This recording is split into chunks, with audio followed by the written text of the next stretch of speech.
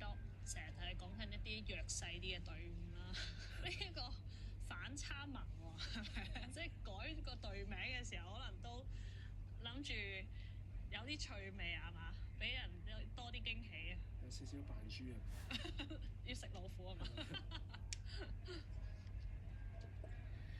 咁呢個係女子組嘅賽事啦，即係我諗喺嗰個速度上邊咧，就真係要睇下點樣發揮到最好嘅體能啦。咁啱啱聽到啦賽事嘅響聲，咁呢場第二回合賽事國際女子錦標賽啦開始咗，未到20秒咧，已經差唔多將近1條龍嘅優勢啦。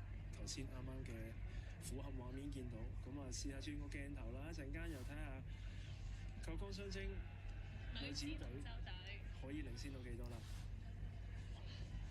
我覺得嗰個部署咧都幾唔同啊！即係而家大約係30秒左右嘅賽事時間咧，但係你見佢哋嗰個蛙幅上邊嘅要求咧，可能多於個頻率喎。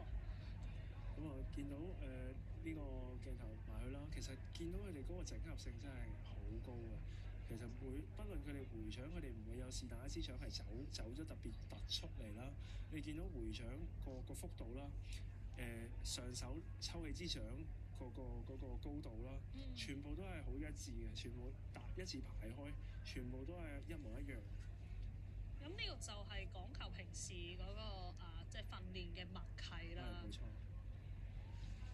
因為要做到咁整齊咧，其實就平時嘅訓練一定要係好多。係，即係你要可以做到呢個18個都係同一個節奏、同一個動作。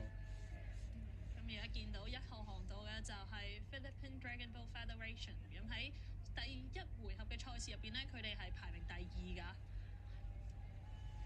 咁啊睇睇。而家呢個鏡頭係睇唔到佢哋住。咁啊，去到中段啦，咁啊以九江女子嘅能力咧，應該係可以喺個中段咧去慢慢拉開嗰個距離啦。咁啊，見到紅波啦，其實佢應該見到佢哋都好有把握㗎啦。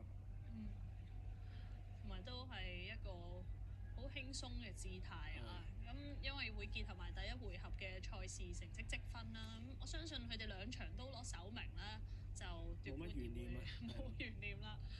咁啊，反而係睇緊第2、3名衝刺嘅，究竟係邊個隊伍呢？哇！同第一回合嘅名次咧，好似係一樣喎，但係時間差咧，今次第2、3名就接近好多啦。Philippine Dragon Boat Federation 同埋 Down Underdogs。哇！咁啊，見到菲律賓嘅代表都即係第一場同第2場都係爭0.5秒嘅。咁佢哋係好穩定發揮喎。穩定發揮啊！